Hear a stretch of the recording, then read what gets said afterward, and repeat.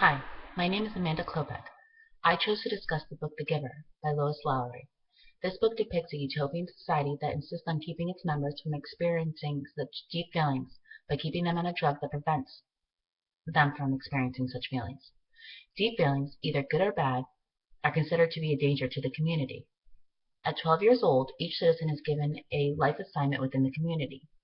This book follows Jonas, his life assignment, and his realization that the world is completely different than from what he was raised to believe. Probably the primary reason that this book has been challenged is because of how this utopian society maintains utopia. Basically, if you go against the rules set forth, then you'll be released.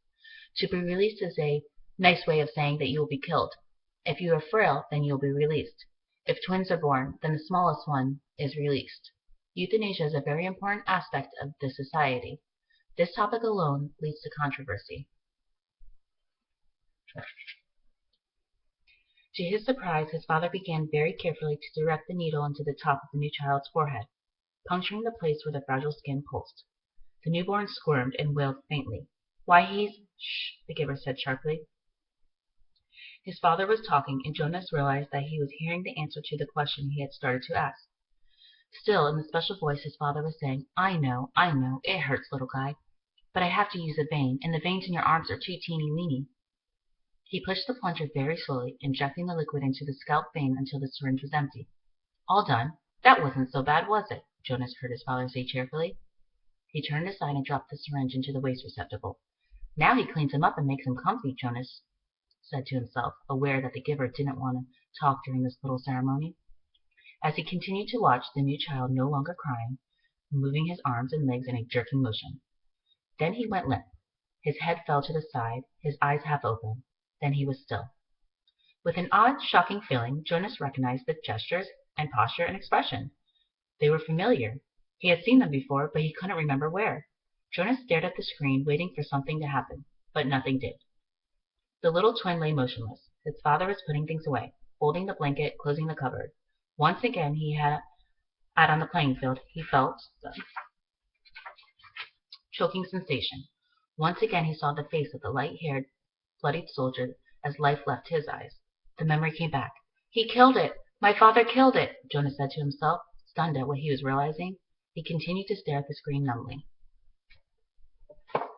This passage is from chapter 19, in which Jonas's father is releasing an infant twin. It is there that Jonas realizes the meaning of being released. In addition, the giver's daughter, Rosemary, actually requests to be released, thus committing suicide. It could be argued that the book doesn't address that suicide should never be considered as an escape from life, critical considering its audience. Adolescents are highly dramatic and self-focused and can easily fall into the mindset that life is too difficult and consider suicide.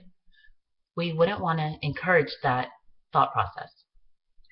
Great books should not only capture the reader's attention by telling a great story, they should offer an opportunity to expand the child's vocabulary and exemplify writing tools such as personification, allusion, and symbolism. They should have strong, engaging characters that offer depth and emotion. And most of all, they should teach some very important life lessons, morals, and ethics. These lessons should be taught in a dramatic fashion or a light-hearted, fun fashion. They should definitely be a variety with the respect to engage children with different reading tastes. That is how books should be selected.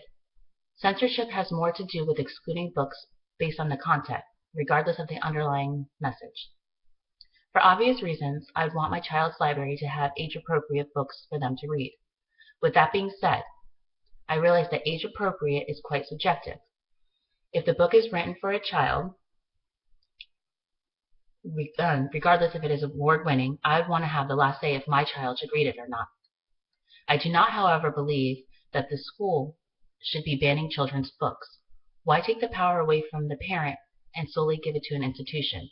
That I do not agree with. With regards if I would have this book in my classroom, it would depend on what age level I was teaching, or grade level.